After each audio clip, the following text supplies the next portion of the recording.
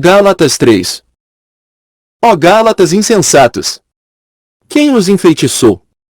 Jesus Cristo não lhes foi explicado tão claramente como se tivessem visto com os próprios olhos a morte dele na cruz?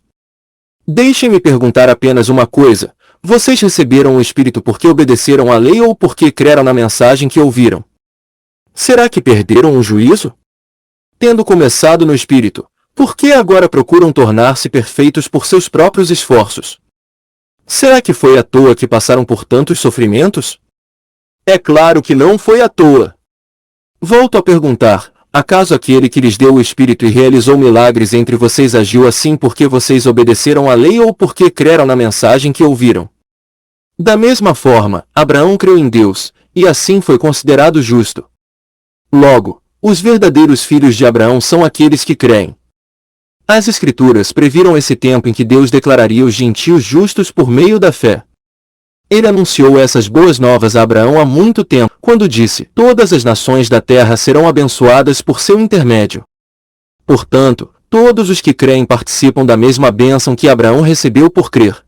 Contudo, os que confiam na lei para serem declarados justos estão sob maldição, pois as Escrituras dizem: maldito quem não se mantiver obediente a tudo o que está escrito no livro da lei. É evidente, portanto, que ninguém pode ser declarado justo diante de Deus pela lei.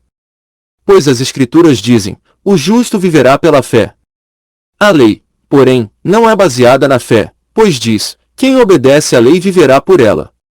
Mas Cristo nos resgatou da maldição pronunciada pela lei, tomando sobre si a maldição por nossas ofensas. Pois as Escrituras dizem: maldito todo aquele que é pendurado no madeiro.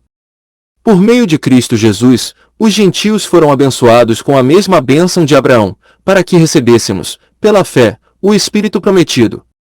Irmãos, apresento-lhes um exemplo da vida diária. Ninguém pode anular ou fazer acréscimos a uma aliança irrevogável. Pois bem, Deus fez a promessa a Abraão e a seu descendente. Observem que as Escrituras não dizem a seus descendentes, como se fosse uma referência a muitos, mas sim a seu descendente, isto é, Cristo. É isto que quero dizer: a lei, que veio 430 anos depois, não pode anular a aliança que Deus estabeleceu com Abraão, pois nesse caso a promessa seria quebrada. Portanto, se a herança pudesse ser recebida pela obediência à lei, ela não viria pela aceitação da promessa.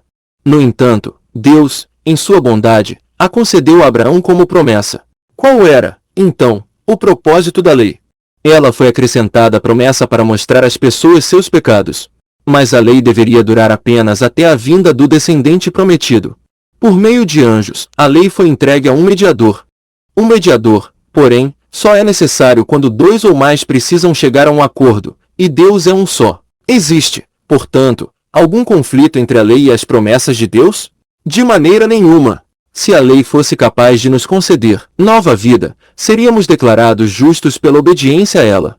Mas as Escrituras afirmam que somos todos prisioneiros do pecado, de modo que nós, os que cremos, recebemos a promessa de libertação apenas pela fé em Jesus Cristo. Antes que o caminho da fé se tornasse disponível, fomos colocados sob a custódia da lei e mantidos sob a sua guarda, até que essa fé fosse revelada. Em outras palavras, a lei foi nosso guardião até a vinda de Cristo. Ela nos protegeu até que, por meio da fé, pudéssemos ser declarados justos. Agora que veio o caminho da fé, não precisamos mais da lei como guardião, pois todos vocês são filhos de Deus por meio da fé em Cristo Jesus. Todos que foram unidos com Cristo no batismo se revestiram de Cristo. Não há mais judeu nem gentio, escravo nem livre, homem nem mulher, pois todos vocês são um em Cristo Jesus. E agora que pertencem a Cristo, são verdadeiros filhos de Abraão, herdeiros dele segundo a promessa de Deus.